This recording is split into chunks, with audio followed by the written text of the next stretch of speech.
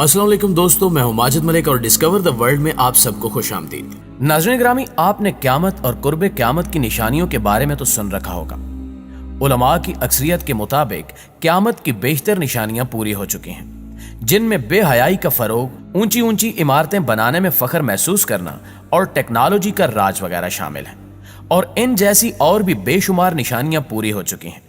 लेकिन क्या आप जानते हैं कि कुर्बे क़यामत की निशानियों में से एक और निशानी यह भी है कि कोई बदबख्त शख्स खाना काबा पर हमला करेगा और शायर अल्लाह यानी अल्लाह की निशानी काबा को गिरा देगा।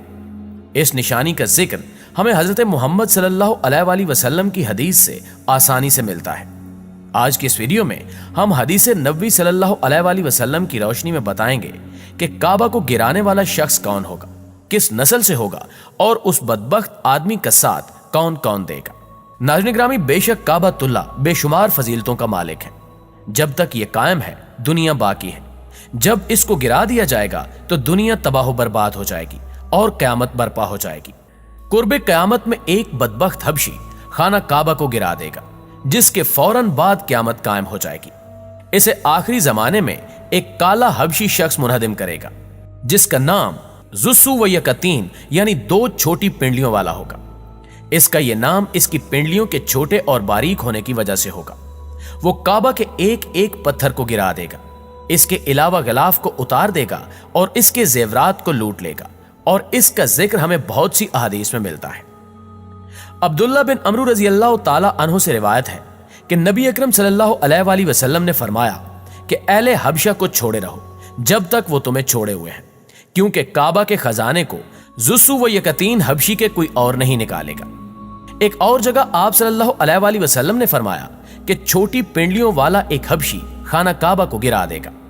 जबकि बुखारी शरीफ में यह भी है कि गोया मैं उसे देख रहा हूं कि वो काला और चौड़ी टांगों वाला है, काबा के पत्थर उखाड़ उखाड़ कर फेंक रहा है। नाज़रीन ग्रामी, आप सल्लल्लाहु अलैहि वसल्लम ने उस शख्स का मजीद हुलिया बताते हुए फरमाया कि उसके सर पर बाल नहीं होंगे, जोड़ों में टेढ़ापन होगा, ऐसा महसूस होगा जैसी अपनी जगह से हटे हुए हैं।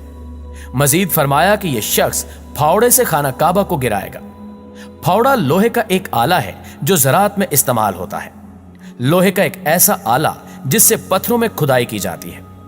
नबी करीम सल्लल्लाहु अलैहि वसल्लम ने अपने एक इरशाद में फरमाया कि एक वक्त आएगा जब इस घर की हुर्मत को इसमें रहने वाले ही पामाल कर देंगे। सैयदना अबू हुरैरा रजी अल्लाह ताला अन्हु से रिवायत है कि रसूलुल्लाह सल्लल्लाहु अलैहि वसल्लम ने फरमाया कि एक शख्स, जिस शख्स से मुराद इमाम मादी हैं, उनकी हिजरे अस्वद और मकाम इब्राहिम के दरमियान बैत की जाएगी। इस घर की हुर्मत को इसके रहने वाले ही पामाल करेंगे, और जब ऐसा होगा तो फिर अरबों की हलाकत और बर्बादी के बारे में पूछा ना जाएगा। फिर हबशा से एक लश्कर आएगा जो काबा को तबाह बर्बाद कर देगा। इस तबाही के बाद फिर अल्लाह का यह घर कभी आबाद ना हो सकेगा। यही लोग इसका खजाना भी निकाल कर ले जाएंगे। मसनद अहमद बिन हंबल 7910। नाज़रीन ग्रामी, इस हदीस को समझने के लिए हमें कुछ तारीख के औराक को खंगालना पड़ेगा, क्योंकि असहाबे फील के जमाने में मक्का वाले काफिर तो थे, मगर बैतुल्ला की ताजीम करते थे और इसकी हुर्मत पामाल नहीं करते थे। इसीलिए अल्लाह ताला ने काबा को अबरहा और इसके लश्कर से बचा लिया।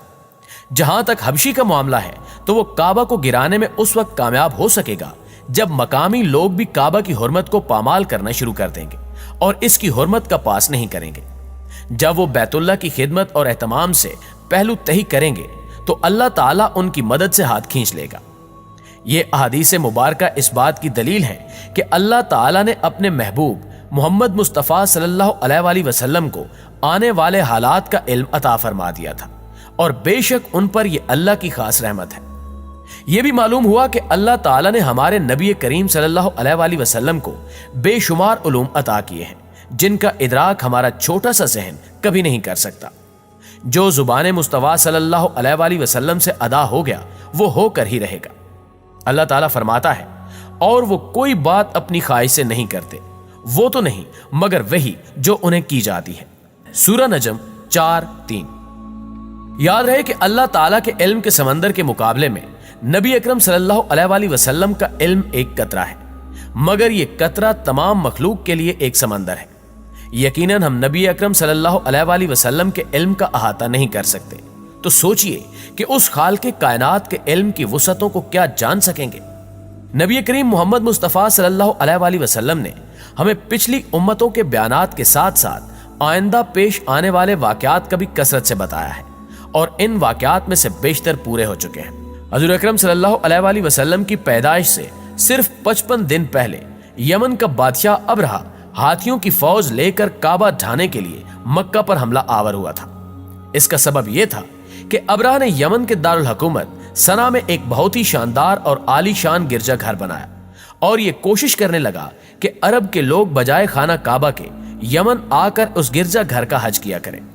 جب مکہ والوں کو یہ معلوم ہوا تو قبیلہ کنانا کا ایک شخص غیظ و غضب میں جل بھن کر یمن گیا اور وہاں کے گرجا گھر میں پاخانہ کر کے اس کو نجاست سے لت پت کر دیا۔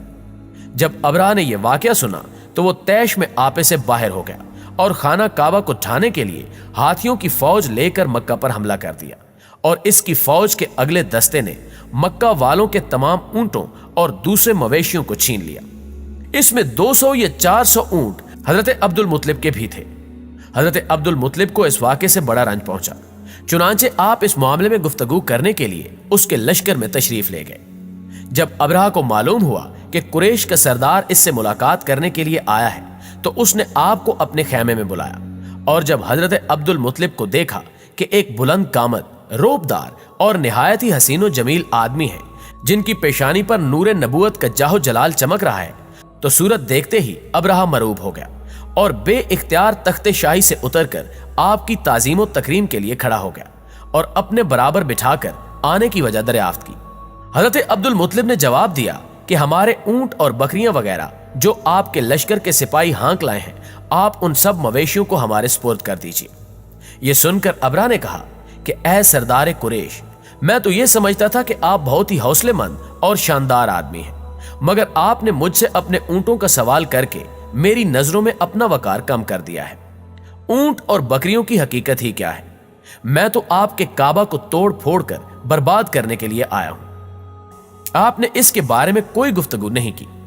حضرت عبد المطلب نے فرمایا کہ مجھے تو اپنے اونٹوں سے مطلب ہے، کعبہ میرا گھر نہیں ہے بلکہ وہ خدا کا گھر ہے، اور خدا اپنے گھر کو خود بچا لے گا۔ یہ سن کر ابرہہ اپنے فرعونی لہجے میں کہنے لگا کہ اے سردار مکہ، سن لیجئے، میں کعبہ کو ڈھا کر اس کی اینٹ سے اینٹ بجا دوں گا اور روئے زمین سے اس کا نام و نشان مٹ جائے گا، کیونکہ مکہ والوں نے میرے گرجا گھر کی بڑی بے حرمتی کی ہے، اس لیے میں اس کا انتقام لینے کے لیے کعبہ کو مسمار کر دینا ضروری سمجھتا ہوں۔ حضرت عبد المطلب نے فرمایا کہ پھر آپ جانے اور خدا جانے، میں آپ سے سفارش کرنے والا کون؟ ناظرین گرامی، اس گفتگو کے بعد ابرہہ نے تمام جانوروں کو واپس کر دینے کا حکم دے دیا، اور عبد المطلب تمام اونٹوں اور بکریوں کو ساتھ لے کر اپنے گھر چلے آئے، اور مکہ والوں سے فرمایا کہ تم لوگ اپنے اپنے مال مویشیوں کو لے کر مکہ سے باہر نکل جاؤ اور پہاڑوں کی چوٹیوں پر چڑھ کر اور دروں میں چھپ کر پناہ لو۔ مکہ والوں سے یہ کہہ کر پھر خود اپنے خاندان کے چند آدمیوں کو ساتھ لے کر خانہ کعبہ میں گئے اور دروازے کا حلقہ پکڑ کر انتہائی بے قراری اور گریہ وزاری کے ساتھ اس طرح دعا مانگنے لگے کہ اے اللہ، بے شک ہر شخص اپنے گھر کی حفاظت کرتا ہے، لہٰذا تو بھی اپنے گھر کی حفاظت فرما اور صلیب والوں اور صلیب کے پجاریوں کے مقابلے میں اپنے اطاعتشاروں کی مدد فرما۔ حضرت عبد المطلب نے یہ دعا مانگی اور اپنے خاندان والوں کو ساتھ لے کر پہاڑ کی چوٹی پر چڑھ گئے اور خدا کی قدرت کا جلوہ دیکھنے لگے۔ ابرہہ جب صبح کو کعبہ ڈھانے کے لیے اپنے لشکر جرار اور ہاتھیوں کی قطار کے ساتھ آگے بڑھا اور مقام مغمس پہنچا تو خود اس کا ہاتھی، جس کا نام محمود تھا، ایک دم بیٹھ گیا۔ ہر چند مارا اور بار بار للکارا، مگر ہاتھی نہیں اٹھا۔ اسی حال میں قہر الہی ابابیلوں کی شکل میں نمودار ہوا اور ننھے پرندوں کے جھنڈ کے جھنڈ، جن کی چونچ اور پنجوں میں 3 کنکریاں تھیں، سمندر کی جانب سے حرم کعبہ کی طرف آنے لگے۔ ابابیلوں کے ان لشکروں نے ابرہہ کی فوجوں پر اس زور و شور سے سنگباری شروع کر دی کہ آن کی آن میں ابرہہ کے لشکر اور اس کے ہاتھیوں کے پرخچے اڑ گئے۔ اس طرح یہ سب ہلاک و برباد ہو گئے کہ ان کے جسموں کی بوٹیاں ٹکڑے ٹکڑے ہو کر زمین پر بکھر گئیں۔ چنانچہ قرآن مجید کی سورہ فیل میں خداوند قدوس نے اس واقعے کا ذکر کرتے ہوئے ارشاد فرمایا کہ اے محبوب، کیا آپ نے نہیں دیکھا کہ آپ کے رب نے ان ہاتھی والوں کا کیا حال کر ڈالا؟ کیا ان کے داؤں کو تباہی میں نہ ڈالا اور ان پر پرندوں کی ٹکڑیاں بھیجی؟ تاکہ انہیں کنکر کے پتھروں سے مارے تو انہیں چبائے ہوئے بھس جیسا بنا ڈالا۔ معزز دوستو، اس واقعے کے بعد لوگ اس قدر خوف میں مبتلا ہو گئے کہ کوئی شخص بھی بری نظر سے کعبے کی طرف دیکھنے سے بھی کتراتا تھا۔ بے شک اللہ اپنے گھر کی حفاظت کرنے والا ہے، اور یقیناً قرب قیامت کے نزدیک کعبہ پر حملہ کرنے والا حبشی اپنا دردناک انجام پائے گا، کیونکہ اللہ بہتر انصاف کرنے والا ہے۔